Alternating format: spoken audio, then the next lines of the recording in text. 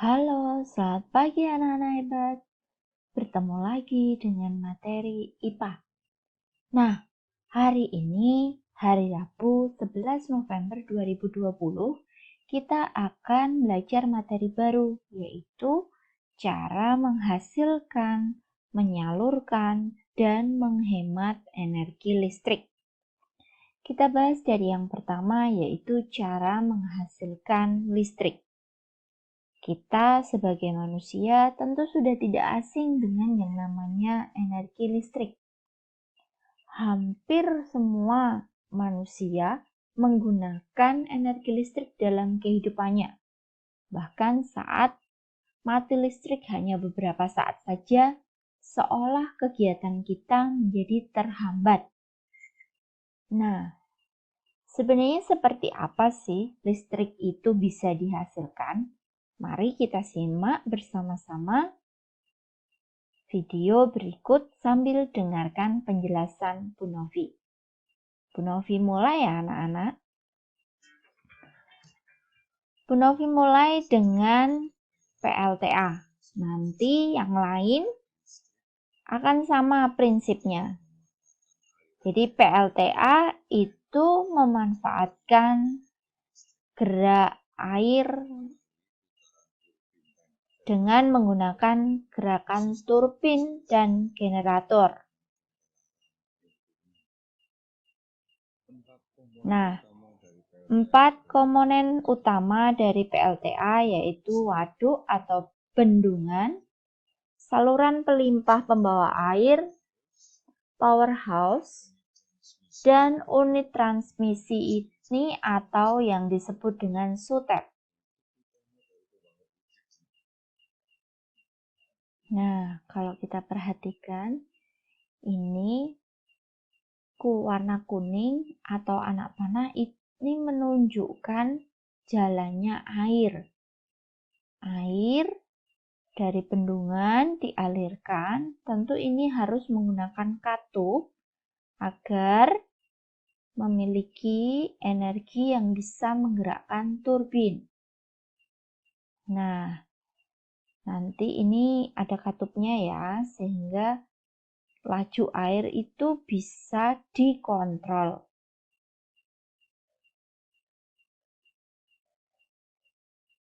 Nah, ini bendungan, kemudian ini nanti air mengalir ke sini. Diatur biar arus airnya itu deras, kemudian masuk ke pipa-pipa. Nah, nanti di dalam pipa ini tekanan air diatur sehingga ketika dia masuk ke turbin, dia akan bergerak, kemudian turbin itu ikut bergerak. Turbin berputar. Nah, perputaran turbin itu dihubungkan dengan generator. Nah, kalau sudah berputar, ini turbin, kemudian terjadi pergerakan. Setelah terjadi pergerakan oleh generator tadi yang di bagian sini, itu energi gerak yang dihasilkan oleh turbin diubah menjadi listrik. Kalian lihat ini pergerakan listriknya. Nah, setelah itu oleh generator dihubungkan ke trafo. Dari trafo disalurkan ke transmisi atau SUTEP yang akan disalurkan ke rumah-rumah atau konsumen. Tapi sebelum itu harus diturunkan tegangannya dulu menggunakan trafo lagi.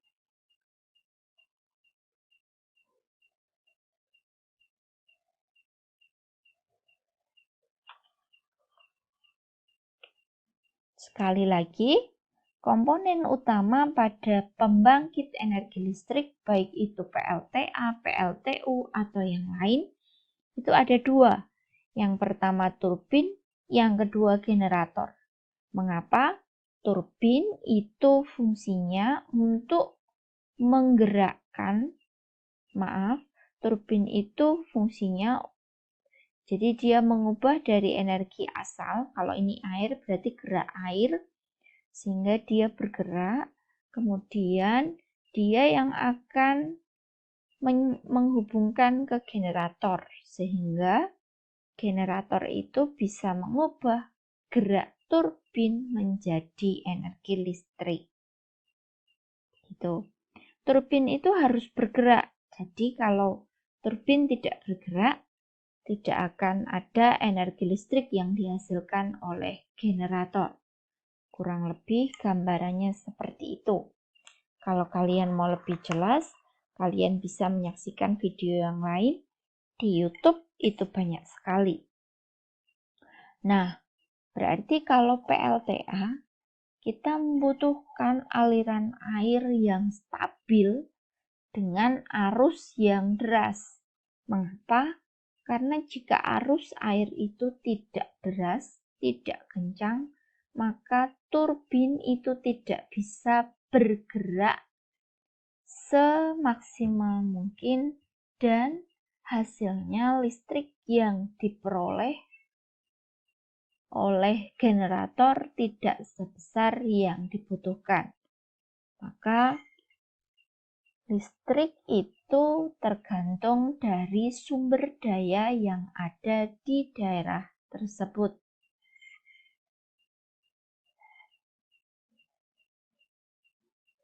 Sekarang kita akan lanjut ke perubahan bentuk energi listrik. Ketika kita menggunakan energi listrik dalam kehidupan kita, listrik tersebut diubah menjadi bentuk yang lain. Kita tidak serta-merta menggunakan listrik tersebut, tetapi menggunakan bentuk energi lain yang merupakan hasil pengubahan dari energi listrik. Perubahan bentuk yang pertama yaitu energi listrik menjadi energi panas. Energi listrik dapat diubah menjadi energi panas. Contoh peralatan yang menjadi perantara pengubahan energi listrik menjadi energi panas yaitu ini. Contohnya setrika listrik. Selain setrika listrik ada banyak yang lain. Contoh solder, kompor listrik, dispenser, dan seterusnya. Di dalam alat-alat ini terdapat elemen pemanas, sehingga ketika dialiri arus listrik, elemen pemanas yang ada dalam benda ini menjadi panas. Perubahan bentuk yang kedua yaitu energi listrik menjadi cahaya. Contoh benda yang ada dalam kehidupan kita yaitu lampu. Tentu yang dimaksud adalah lampu listrik. Bentuk perubahan energi yang ketiga yaitu energi listrik menjadi energi gerak. Contoh bendanya seperti kita bisa lihat, ini namanya adalah blender. Selain blender ada juga mixer, kipas angin, dan lain sebagainya. Dan yang keempat adalah energi listrik menjadi energi bunyi. Contoh bendanya ada televisi, radio, bel listrik, dan lain-lain. Tentu yang Bu Novi sebutkan tadi, contoh bendanya hanya beberapa di antara sekian banyak. Kalian bisa mencari contoh sendiri yang lain dari yang sudah Bu Novi sebutkan. Meskipun energi listrik itu selalu ada dalam kehidupan kita, namun bukan berarti kita boleh menggunakan energi listrik itu semau kita tanpa batasan. Kita tetap harus menggunakan prinsip gerakan hemat energi listrik. Hemat listrik bukan berarti pelit listrik.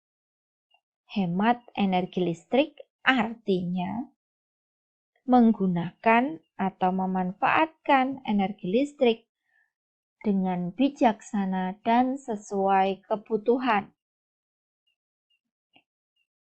Artinya, ketika kita menggunakan listrik, pakailah sesuai dengan keperluan kita masing-masing.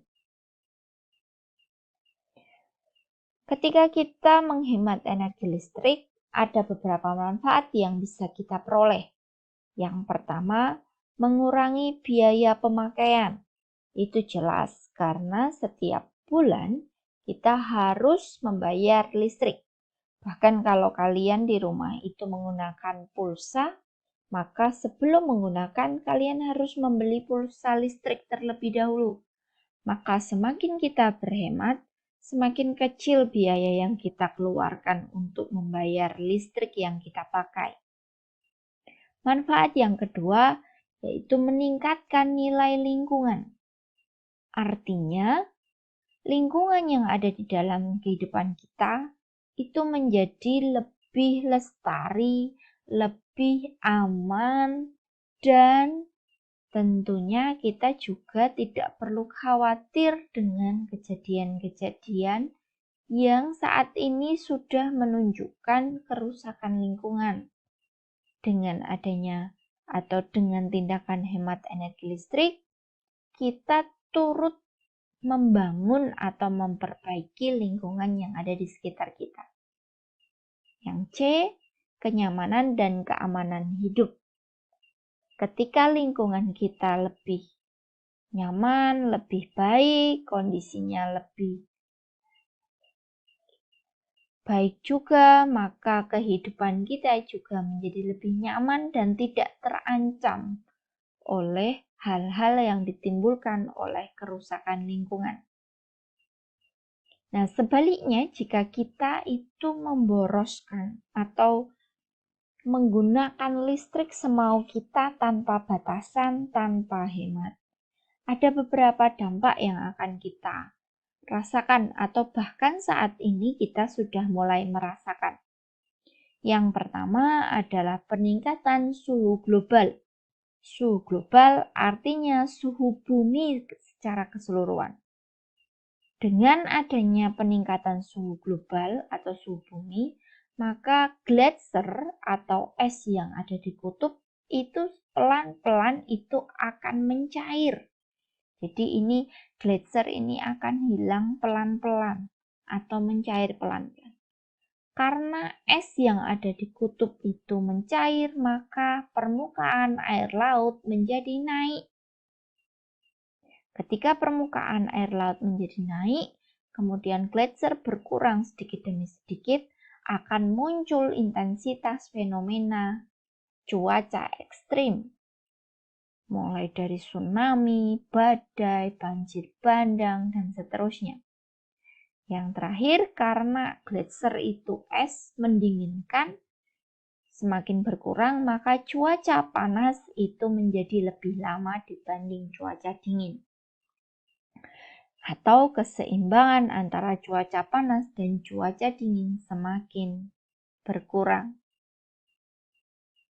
Maka kita harus mulai membiasakan diri untuk hidup hemat listrik. Nah, ada beberapa contoh cara menghemat listrik. Yang pertama adalah menyambung daya listrik dari PLN sesuai kebutuhan.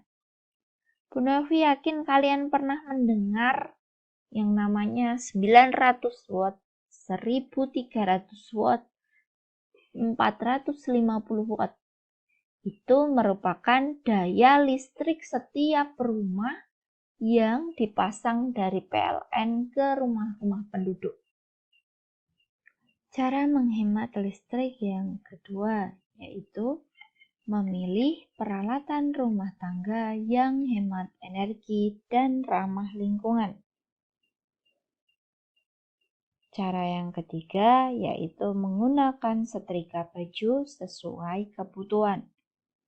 Tentu ketika kita memilih peralatan rumah tangga yang hemat energi, maka Energi listrik yang dibutuhkan untuk menghidupkan atau ketika kita menggunakan peralatan rumah tangga tersebut menjadi lebih sedikit. Dengan demikian menjadi lebih ramah lingkungan. Menggunakan setrika baju sesuai kebutuhan, artinya ketika kita sudah selesai menyetrika baju, jangan lupa untuk melepaskan stop kontak dengan colokan listrik.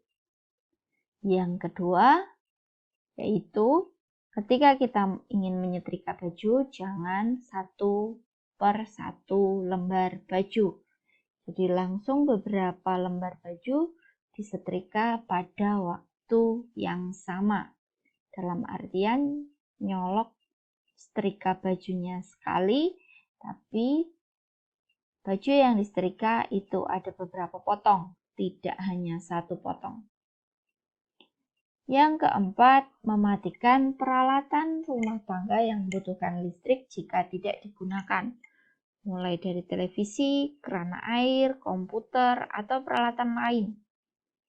Keran air di sini tentu yang terhubung dengan mesin air listrik. Jika kalian memiliki keran air, tetapi keran airnya itu tidak menggunakan energi listrik, maka tidak termasuk cara menghemat listrik, tapi cara menghemat air. Yang terakhir adalah menggunakan energi alternatif. Yang disebut dengan energi alternatif yaitu energi selain minyak bumi dan gas alam. Disebut energi alternatif karena menggunakan energi yang ada di alam dan kecil kemungkinannya akan habis. Mengapa? Karena jika energi itu habis, maka manusia juga akan pelan-pelan mati. Mengapa menggunakan energi alternatif? Dengan digunakannya energi alternatif, maka kita menghemat penggunaan minyak bumi dan gas alam. Selain menghemat, kita juga memperkecil, meminimalisir kerusakan lingkungan akibat dari penggunaan minyak bumi dan gas alam. Nah, apa saja energi alternatif akan kita bahas berikutnya. Tentu selain kelima cara menghemat energi listrik yang sudah Bu Novi sampaikan ini, masih ada cara-cara menghemat energi listrik yang lain. Kalian bisa mencari tahu sendiri. Energi alternatif yang pertama yaitu matahari. Energi matahari jelas kalian tahu ada dari alam, dan jika matahari itu habis, tidak bersinar lagi, tidak ada energi panasnya lagi, maka bukan hanya energi listrik saja yang hilang, tapi manusia juga akan mati.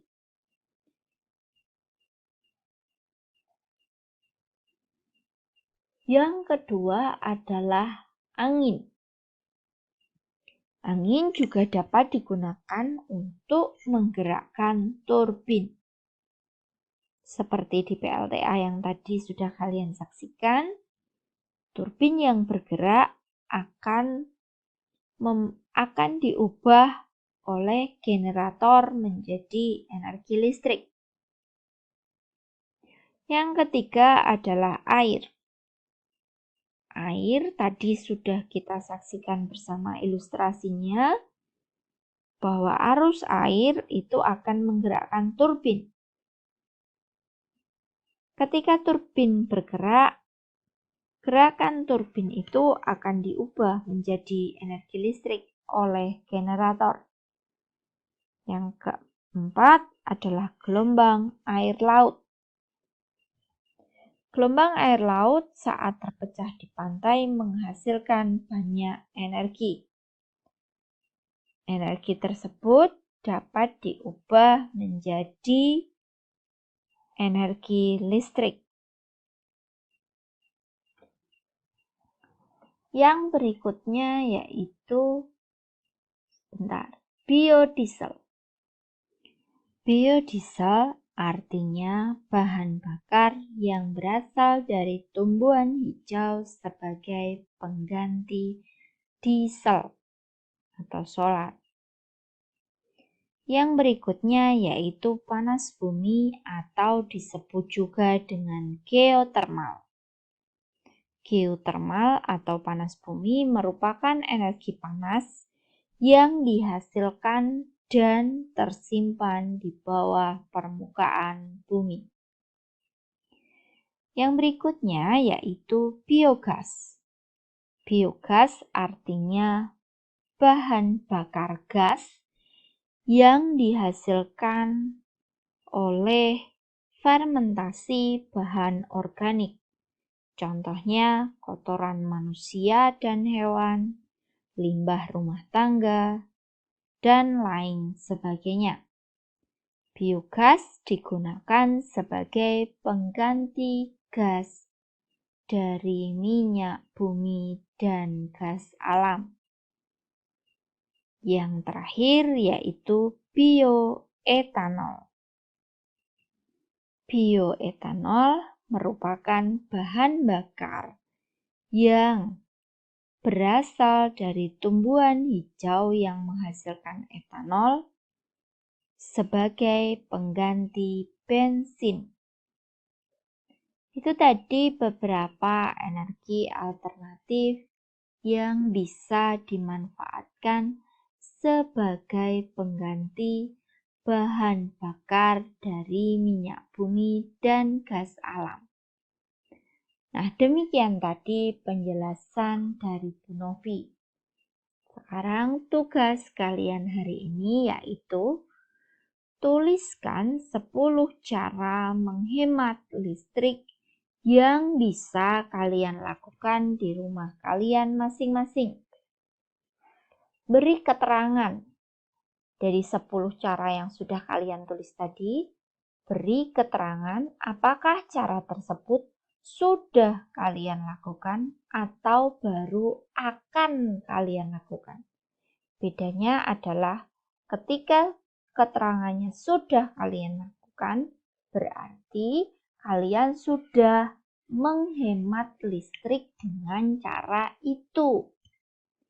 Tetapi jika keterangannya adalah akan, maka kalian berniat untuk menghemat listrik dengan cara tersebut yang kalian tuliskan. Sekali lagi, tugas kalian adalah menuliskan 10 cara menghemat listrik. Kalian beri keterangan apakah cara tersebut sudah kalian lakukan atau baru akan kalian lakukan.